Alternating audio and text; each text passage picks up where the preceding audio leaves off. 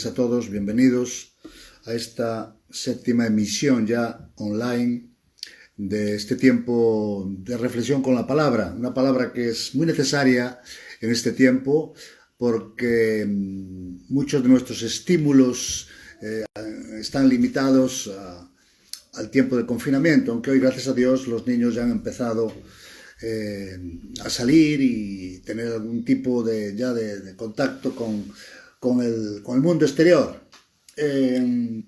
Quiero esta ocasión compartir con vosotros una palabra que ha saltado en mi corazón, una palabra muy conocida, pero como siempre, toda palabra que viene de Dios siempre es fresca cuando es Dios quien la emite, la que la habla, ¿verdad?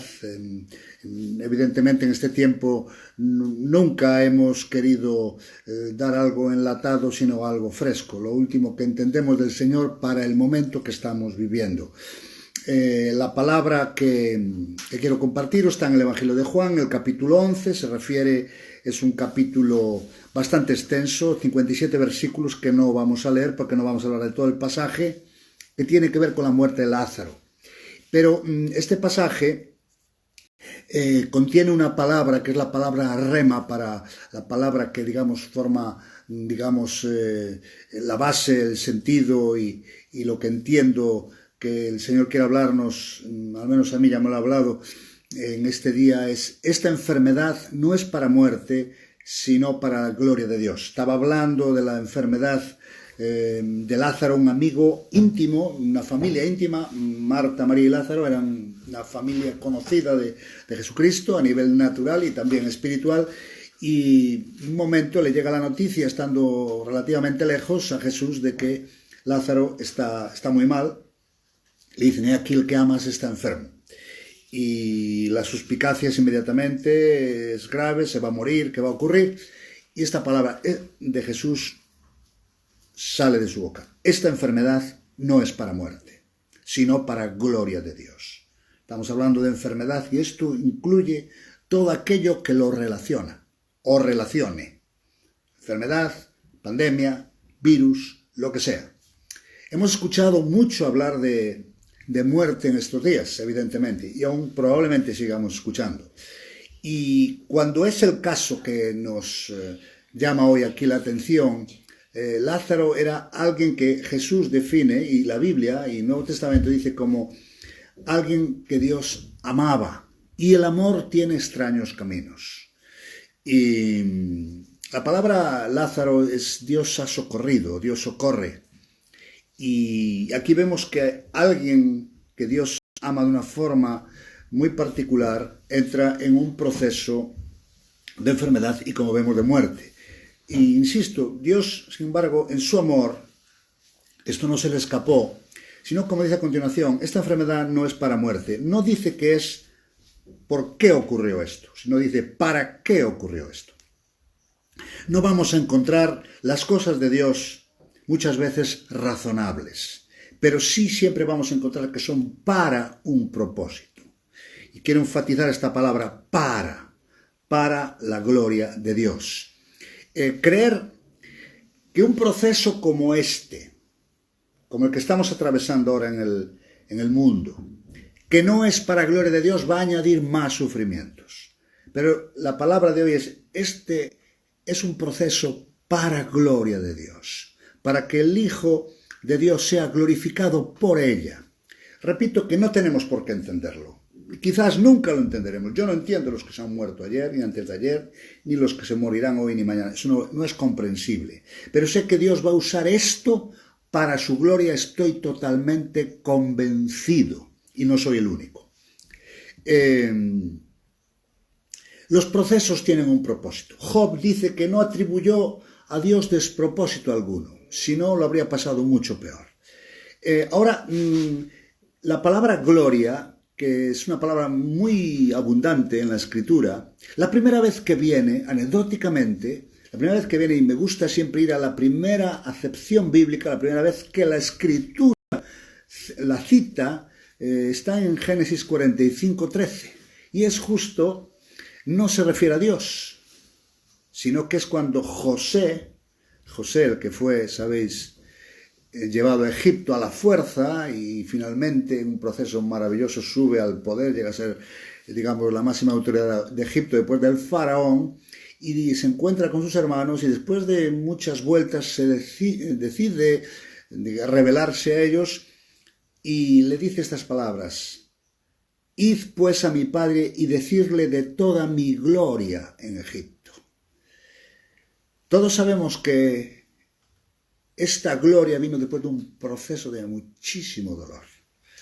José fue duramente probado con la familia, con sus propios hermanos, en la casa del capitán de la guardia y también en la cárcel donde estuvo. Él pasó un verdadero calvario para llegar al momento de la gloria.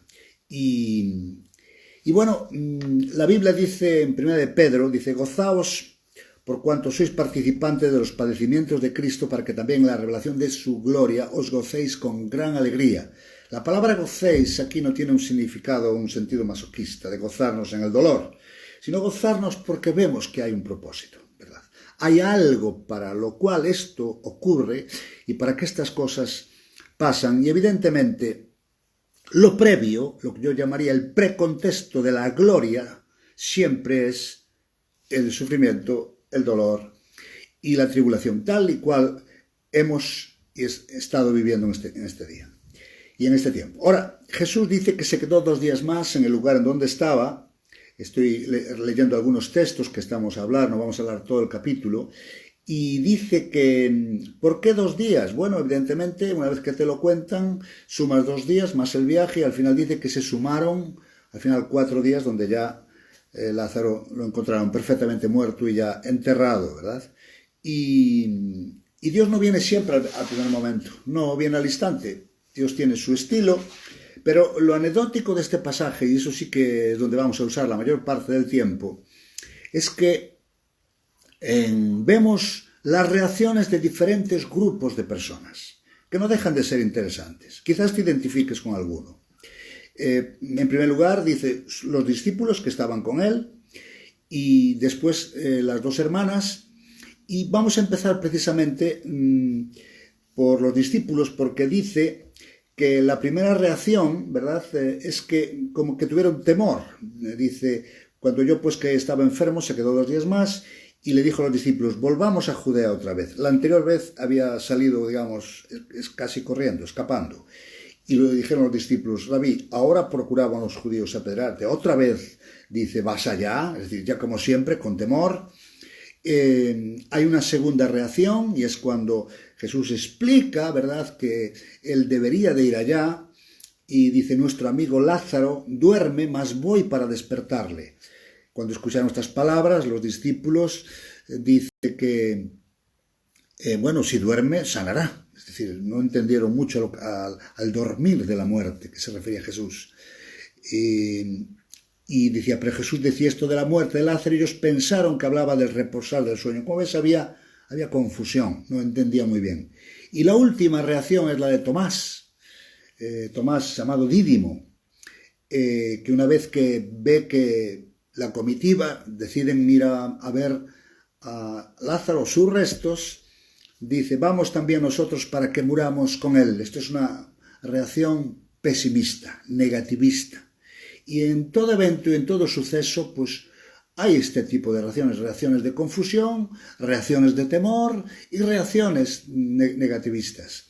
Pero hay una segunda persona, que es precisamente Marta, la hermana de Lázaro.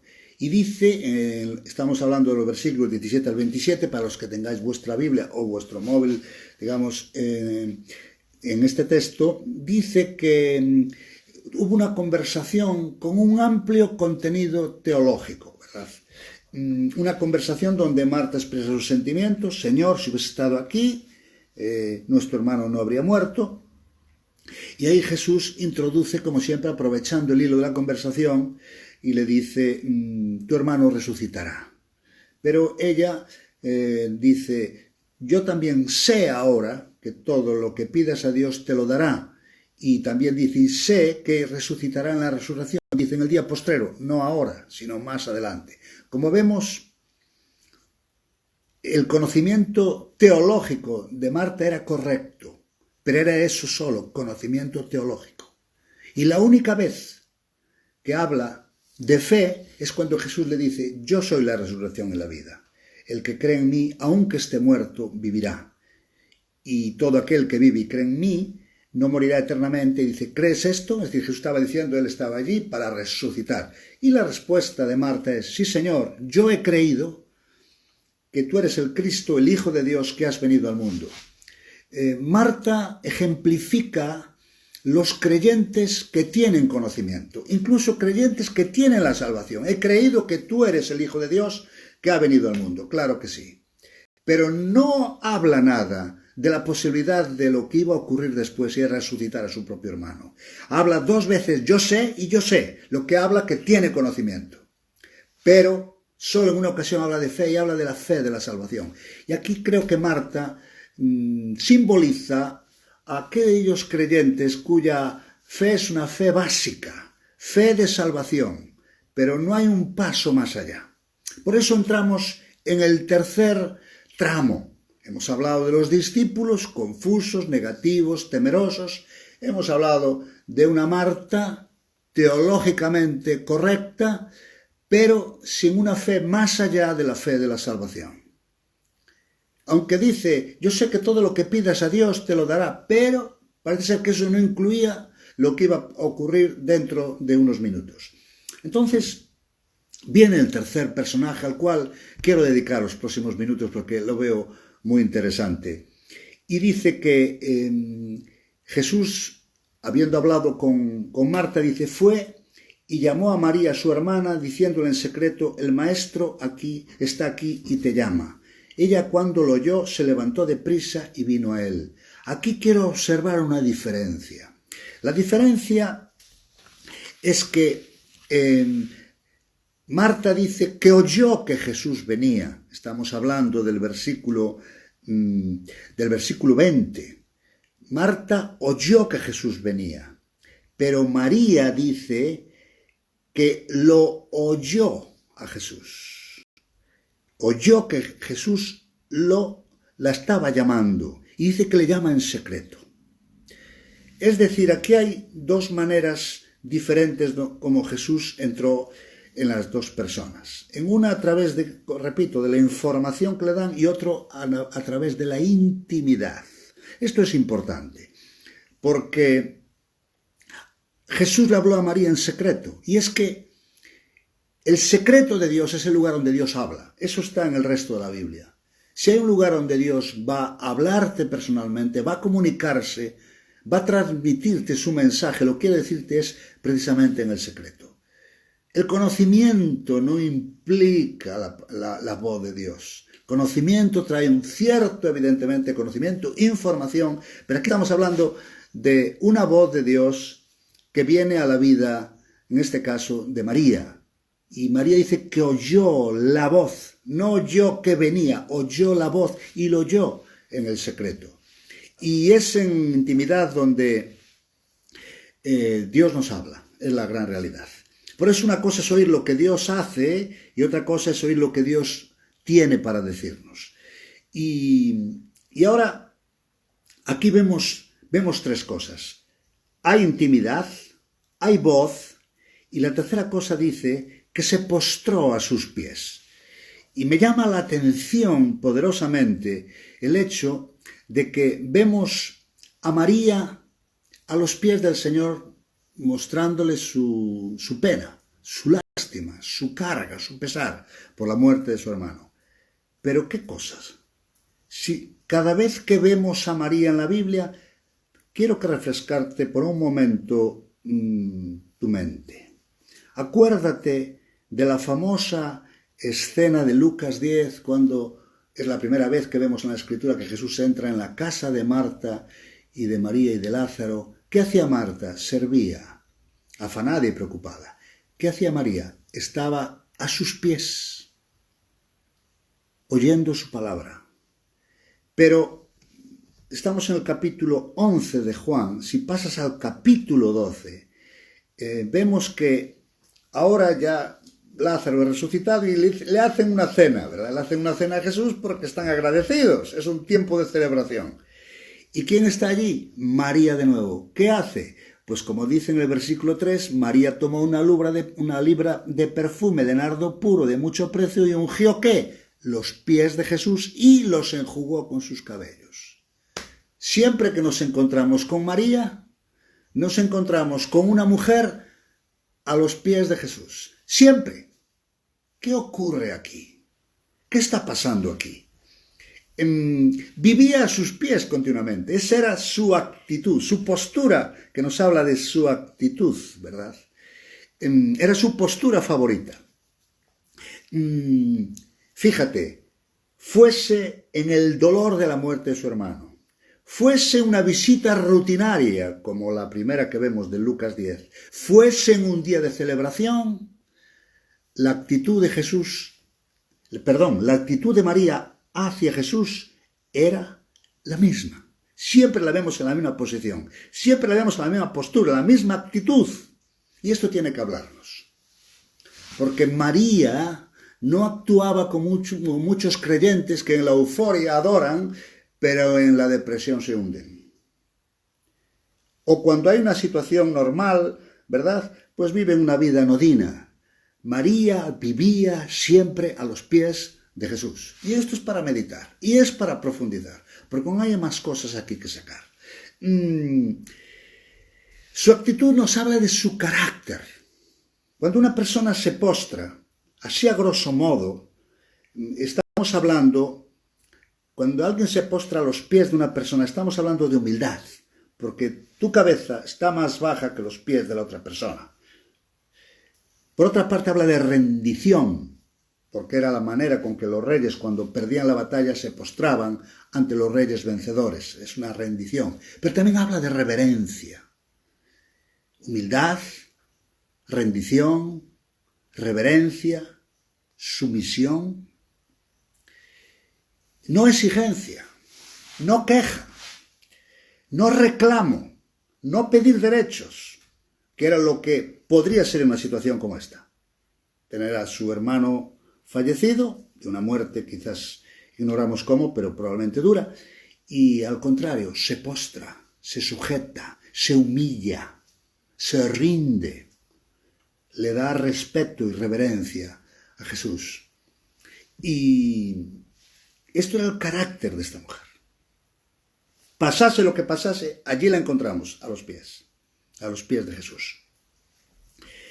Desafortunadamente, hoy vemos gente que tiene una actitud diferente ante sucesos diferentes. María no, tenía la misma actitud ante diferentes sucesos. No importa lo que pasara. Fuera fiesta, fuera un día normal, fuera un evento terrible como este. Y dice a continuación que Jesús, cuando la vio llorando, dice varias cosas. Dice que se estremeció en espíritu, dice, se conmovió, y dice que un versículo que muchas veces citamos, que Jesús lloró. Es decir, que la actitud de María impactó el cuerpo, porque lágrimas se vieron en el rostro de Jesús, el alma de Jesucristo, porque dice que se conmovió, y dice, y se estremeció en espíritu. Es decir, el ser entero de Jesús fue conmovido por una vida que se postró a sus pies. Y esto debe llamar nuestra atención. Porque nosotros podemos afectar el cielo, podemos afectar el corazón de Dios, podemos tocar al Cristo de la gloria con nuestra actitud. Sobre todo cuando nuestra actitud es la misma, no cuando la actitud sube y baja. El día de euforia arriba, día de depresión abajo. Evidentemente puede estar abajo, pero puede estar postrado. Puede estar arriba, puede estar postrado. Puede ser que no pase nada, un día de visita normal, pero puede estar postrado. Y en este sentido, fíjate que la Biblia, cada vez que habla de estar postrado, y concretamente en el contexto de la adoración, postrado y estar adorando es lo mismo. Fíjate que la Biblia dice que el Padre busca verdaderos adoradores, que le adoran en verdad en espíritu. No dice que busca gente que le adora. De eso hay. Eso hay mucha gente. No, dice que busca verdaderos adoradores. Un adorador es una persona que vive en adoración. Una persona que su vida está postrada, está sujeta, está sumisa, está humillada, reconociendo quién es Dios. Está a sus pies. Pues dice que el Padre busca verdaderos adoradores, no adoradores circunstanciales, que sé que los hay. Hay adoradores circunstanciales, hay gente que según le va bien, adora. Pero, ¿cuándo le adoramos? ¿Siempre? ¿En todo momento? ¿O solo cuando las cosas van bien? Bueno, pues aquí vemos a una María que tiene la misma actitud, con el corazón quebrantado, claro que sí, pero adorando a Dios. Y fruto de esa adoración, el corazón, el alma y el espíritu de Jesucristo es conmovido, es estremecido y hasta lágrimas salen de sus ojos. ¿A dónde quiero llegar con esto? A algo muy sencillo pero trivial, porque después de esto, lo siguiente que dice Jesús es: ¿dónde le pusisteis? ¿Dónde está? Es decir, estoy preparado, estoy dispuesto, ahora es el momento de hacer lo que he venido a hacer. ¿Por qué? Porque ha intervenido un adorador, una adoradora, una mujer. Alguien ha llegado a la escena que ha movido, ha tocado las fibras íntimas de Jesús. No solo su corazón, hasta su cuerpo y su alma, sino hasta su mismo espíritu. ¿Y sabes qué? Siempre que la Escritura vemos un momento así de adoración, el momento después es poderoso. Ocurrió con Josafat cuando tuvo aquella invasión de varios reyes que querían acabar con él.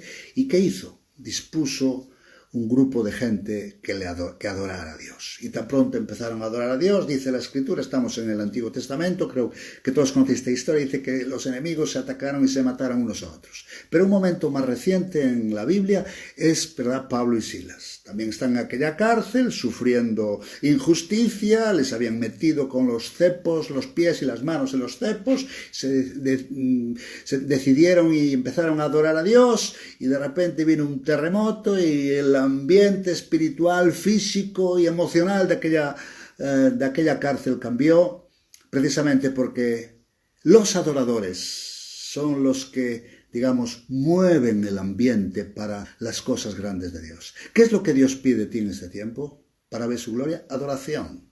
Pero no una adoración circunstancial, una adoración que tiene que ver con tu estilo de vida.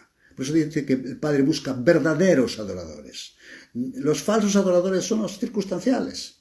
Y a veces, pues eso, adoramos porque subió la cuenta del banco, porque hemos salido de una enfermedad, porque las cosas van bien o porque nos han dado buenas noticias. Y después, y cuando son las malas, y cuando no hay dinero, y cuando hay enfermedad, ¿qué haces? ¿Qué hacemos? Ese es el verdadero adorador que Dios busca de ti y de mí. Y de aquí al sepulcro. ¿Qué ocurrió en el sepulcro? Bueno, primero dijo, quitad la piedra. Eso tiene un efecto doble. No solo había una piedra de granito, sino que había una piedra de incredulidad. Porque inmediatamente Marta, anecdóticamente, Marta, ¿de dónde venía? De lo natural. ¿Y qué fue lo que vio en el sepulcro? Lo natural. Señor, huele ya. Huele porque esto ya hiede, porque lleva 4 días ahí. Es decir, no venía desde el secreto, venía desde el conocimiento. Consecuentemente, su mensaje es un mensaje de incredulidad. Por eso Jesús dijo, quitad la piedra. Y la piedra es sinónimo también de incredulidad. Y hay que sacar la incredulidad, hay que empezar a creer que Dios va a abrir los cielos, que Dios va a mover los cielos y la tierra, que Dios va a tocar los corazones, que Dios va a intervenir en las vidas, ¿verdad? Y a continuación le dice a Marta, ¿no te he dicho que si crees verás la gloria de Dios? No te he dicho, me llama la atención esta palabra, no te he dicho qué es lo que Dios ha estado hablando en este tiempo, qué es lo que está hablando, qué es lo que vemos de los profetas, de la palabra que escuchamos ungida, de los remas divinos, que vamos a ver la gloria de Dios. Si crees verás, no si ves creerás, no, si crees verás. Por lo tanto, esto viene y tenemos que creerlo. Y dice que a continuación, dice que dio gracias, digo, Padre, gracias te doy por haberme oído. Siempre hay un lenguaje, yo llamo un lenguaje de fe. Examinando el capítulo, observé que desde el principio hasta este momento el Señor siempre tuvo el mismo discurso. Al principio lo dijo claramente: esta enfermedad no es para muerte, sino para gloria de Dios. Luego dice: Lázaro duerme, voy para despertarle. Después a Marta le dice: tu hermano resucitará. Y finalmente aquí le vemos diciendo: no te dije que si crees verás la gloria de Dios. Y por último, da gracias. Eso es el lenguaje de fe que debe de incluir a las personas que tenemos fe. No podemos cambiar nuestro lenguaje, no podemos decir: bueno, a ver, sí, bueno, parecía, a ver, hoy mejor. No, no, el mensaje siempre es el mismo. Jesús tomó la determinación de hacerlo y lo hizo. Y finalmente, cuando hay fe, hay autoridad.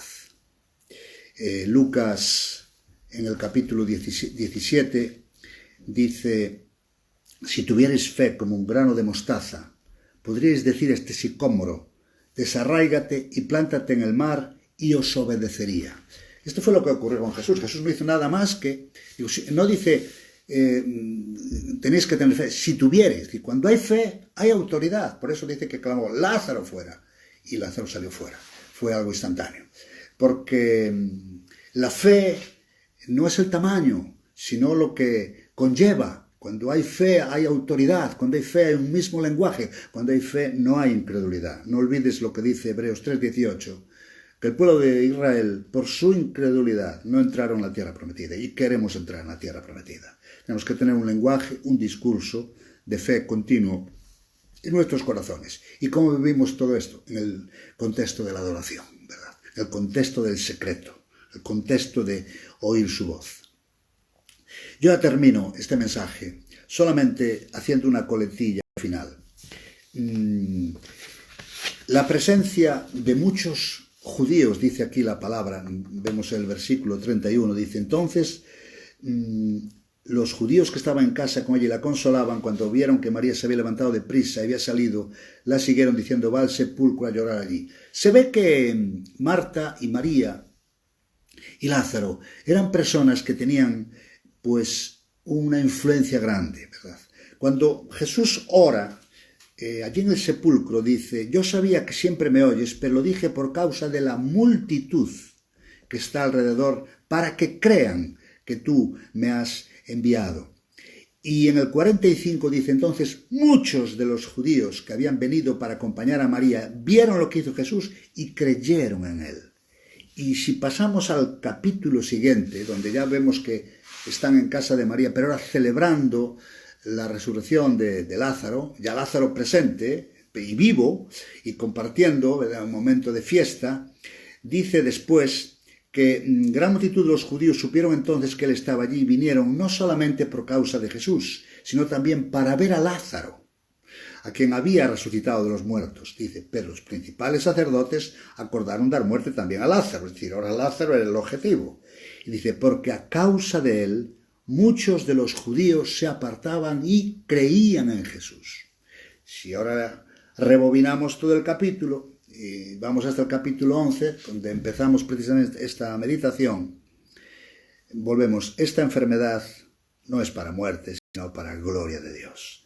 Vemos la cantidad de conversiones, la cantidad de gente que se acercó al Señor, religiosos y no. También trajo persecución, esos van asociados. No pensemos que lo que Dios va a hacer está aislado de la realidad de que a muchos no le van a gustar. No importa, lo importante es que muchas almas y mucha gente y muchas personas van a conocer a Dios. Por eso Dios utiliza cosas, personas, familias y hasta sucesos muy conocidos, que son como una bomba, ¿verdad?, que explotan en el lugar correcto, en el momento correcto, para afectar a mucha gente. Esto fue lo que ocurrió con la familia y con el evento de la muerte y resurrección de Lázaro. Sabemos que aún vamos a escuchar, aún vamos a oír testimonios, ejemplos, vamos a escuchar, ¿verdad?, de personas que en todo este tiempo habrán sido impactados, sanados, levantados por Dios, personas que han recibido cosas del Señor, ¿verdad? Y que sin duda alguna ha tenido que pasar esto para que esto otro también viniera. Esta enfermedad no es para muerte, es para gloria de Dios. No lo olvides. Es para gloria de Dios, para que el Hijo de Dios sea glorificado en ella. Todos los amigos, todos los conocidos, toda la gente, incluso hasta otros que ni sabían, dice que vinieron para ver a Lázaro. Vinieron para ver si aquello era cierto. Vinieron para ver si realmente el Dios de los cielos, Jesucristo, estaba haciendo el milagro que aquí ocurrió. Sin duda, esto fue para gloria de Dios. Y nos gozamos porque también este tiempo va a ser lo mismo. Lo creemos, confiamos en ello. Es un principio de la Escritura. Con esto terminamos. Que Dios os bendiga. La semana que viene y este miércoles, como no, seguiremos hablando y tratando los temas de la Escritura. Palabras refrescantes, palabras que nos motiven, que nos edifiquen, que nos, digamos, motiven, ¿verdad?, a vivir estos tiempos un poco difíciles, un poco extraños, pero que sin duda son para gloria de Dios. No sabremos nunca el porqué, no sabremos nunca las razones. Nuestra mente no puede compararse a la mente del Todopoderoso, del que hizo las Pleiades, las galaxias, el sol, la luna y las estrellas y todo lo que hay en nuestro firmamento. Nosotros no podemos entender todo eso. Tampoco podemos entender muchas de las cosas que pasan hoy, pero sabemos que será para un propósito grande. Y si cuando creemos y entendemos y descansamos en ese propósito, nuestra vida va a ser diferente. Amén. Que Dios os bendiga. Gracias por este tiempo. Esperemos que esto te haya servido para edificación de tu fe. Dios os bendiga. Muy buenos días a todos.